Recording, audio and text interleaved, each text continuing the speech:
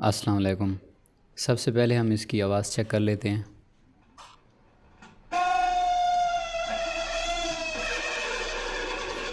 ये देखा आपने, हमने इसको सिर्फ 1-2 सेकंड ही चलाया है और उसमें आप देखें इतना शोर कर रही है। अभी ये फुल स्पीड में भी नहीं घूमी।